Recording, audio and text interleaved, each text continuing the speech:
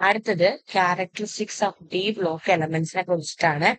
നമുക്കറിയാം D block elements എന്ന് പറയുന്നത് ഗ്രൂപ്പ് 3 to 12 വരുന്ന എലമെന്റ്സ് ആണ്. അത് ഡി ഷെല്ലില് കംപ്ലീറ്റ്ലി ഇലക്ട്രോൺസ് ഫിൽ ആകുന്നത് കൊണ്ട്, കംപ്ലീറ്റ്ലി ഓർ ഇൻകംപ്ലീറ്റ്ലി ഫിൽ ആവുന്നതുകൊണ്ടാണ് നമ്മൾ ഇതിനെ ഡി ബ്ലോക്ക് എലമെന്റ്സ് എന്ന് പറഞ്ഞത്. ഡി ബ്ലോക്ക് എലമെന്റ്സിന് മറ്റൊരു പേരും കൂടി ഉണ്ട്, ട്രാൻസിഷൻ എലമെന്റ്സ്. ഈ ഡി ബ്ലോക്ക് എലമെന്റ്സ് എല്ലാം മെറ്റൽസ് ആണ് കേട്ടോ. കുറച്ച് എക്സാമ്പിൾസ് നോക്കാം. അതിന്റെ കോൺഫിഗറേഷൻ എൻഡ് ചെയ്യുന്നത് ഡിയിലാണ്, അതുകൊണ്ടാണ് അത് എന്തിൽ വരിക, D block elements. Energy base ചെയ്തിട്ടാണ് നമ്മൾ ഡി കഴിഞ്ഞതിന് ശേഷം എസ് ഫില്ല് ചെയ്യുന്നത്. ഓക്കെ, ഇപ്പൊ കുറച്ച് എലമെന്റ്സ് ഇവിടെ കൊടുത്തിട്ടുണ്ട്. Scandium, titanium, vanadium, chromium, manganese, iron, copper, nickel, cuprum, zinc. ഇതെല്ലാം വരുന്നത് ഡി ബ്ലോക്ക് എലമെന്റ്സ് ആണ്. ഓരോ ഗ്രൂപ്പ് അനുസരിച്ചിട്ട് നിങ്ങൾക്ക് ഇവിടെ പീരീഡും ഗ്രൂപ്പും ഒക്കെ മെൻഷൻ ചെയ്യാൻ പറ്റും അല്ലെ. മുകളിൽ വരുന്ന നമ്പർ അനുസരിച്ച് ഗ്രൂപ്പ് നമ്പർ നമുക്ക് ഇത് രണ്ടും ആഡ് ചെയ്ത് കണ്ടുപിടിക്കാൻ പറ്റും. അത് നമ്മൾ ഓൾറെഡി പഠിച്ചതാണ്.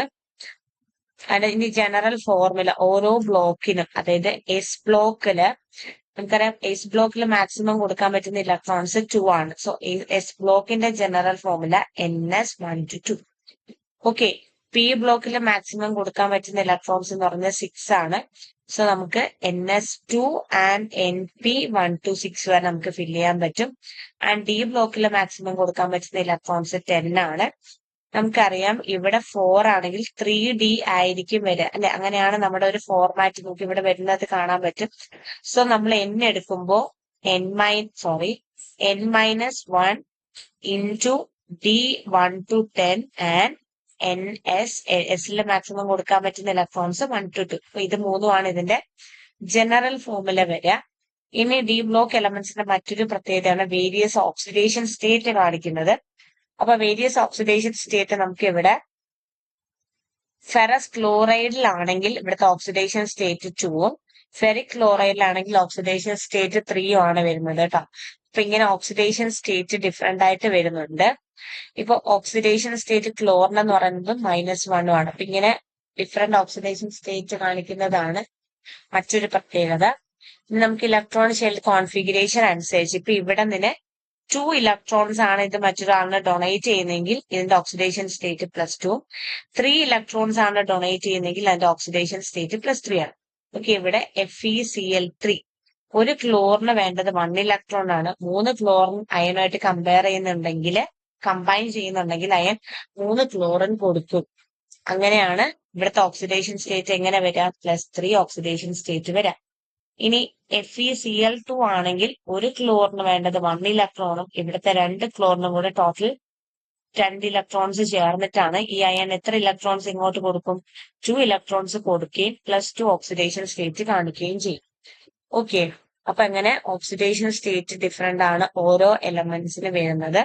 നിങ്ങൾക്ക് അത് കമ്പയർ ചെയ്ത് കണ്ടുപിടിക്കാവുന്നതാണ് കേട്ടോ ഇതിന്റെ ടേബിള്.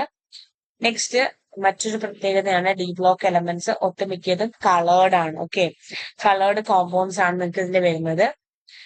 അതിന് കുറെ എക്സാമ്പിൾസ് നിങ്ങൾക്ക് കോപ്പർ സൾഫേറ്റ് ബ്ലൂ കളറാണ്, പൊട്ടാസ്യം പെർമാംഗനേറ്റും ഡൈക്രോമേറ്റും പേർപ്പിൾ കളറൊക്കെയാണ് കാണിക്കുന്നത്. അത് ഇതിന്റെ മറ്റൊരു പ്രത്യേകതയാണ്.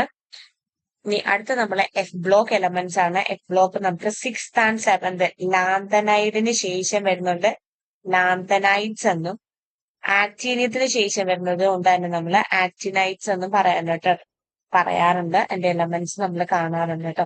അപ്പൊ ഇത്രയാണ് ഈ ചാപ്റ്ററിനകത്ത് വരിക.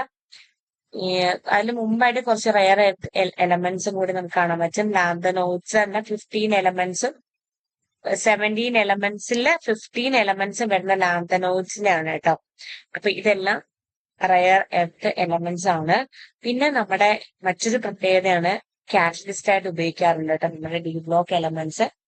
പെട്രോളിയം ഇൻഡസ്ട്രി അല്ലെങ്കിൽ അമോണിയം സൾഫ്യൂരിക് ആസിഡ് പ്രിപ്പറേഷനിലൊക്കെ കാറ്റലിസ്റ്റ് ആയിട്ട് ഉപയോഗിക്കുന്നതും ഡി ബ്ലോക്ക് എലമെന്റ്സ് ആണ്.